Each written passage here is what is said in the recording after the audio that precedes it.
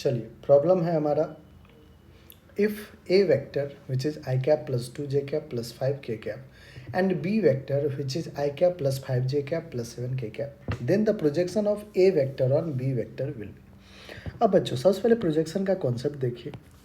Let's say हमारे पास कोई एक वेक्टर है, इसको मैं नेमिंग कर देता हूँ ए वेक्टर, और ए वेक्टर बी वेक्टर के साथ सर्टेन एंगल थीटा पे एक्ट कर रहा है। ए वेक्टर बी वेक्टर के बीच में कोई एंगल थीटा है। अगर मुझे ए वेक्टर का प्रोजेक्शन बी वेक्टर पे चाहिए तो प्रोजेक्शन बोले तो ये जो रिफ्लेक्शन दिख रहा है, ये जो है यही तो प्रोजेक्शन है।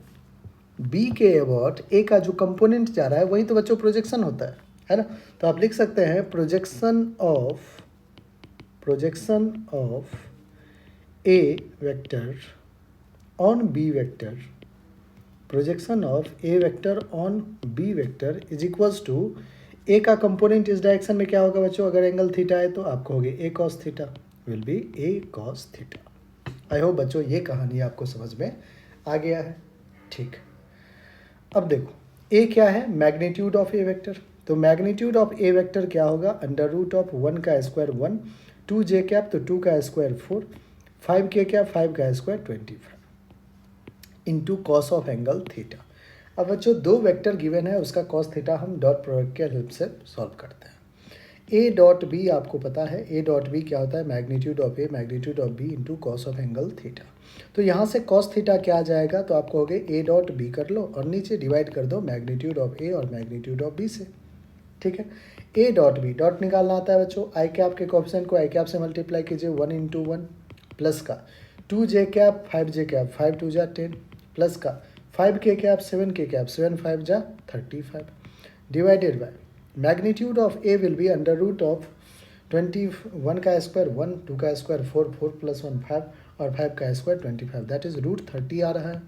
अंडर रूट ऑफ बी 1 का स्क्वायर 1, 5 का स्क्वायर 25, 1 प्लस 25 प्लस का कितना आ रहा है बच्चों 7 का स्क्वायर 49।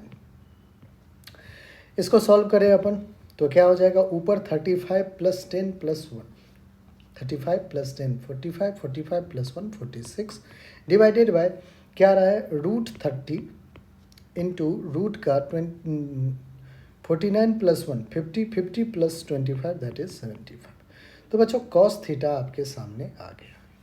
क्या हमें इस कॉस थीटा को पुट करना पड़ेगा यहाँ पे, कॉस थीटा की जगह हमने लिखा 46 divided by root 30 into root 75। अब देखिए यहाँ पे root 30 into 46 divided by root 30 into root 75, root 30 cancel out हो गया।